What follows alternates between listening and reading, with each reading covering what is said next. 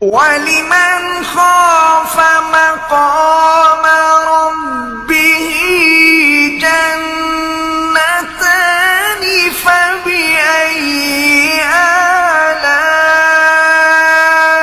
آلاء ربكما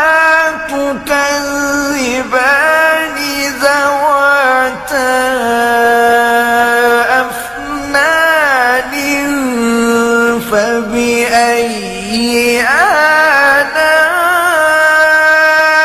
آلاء ربكما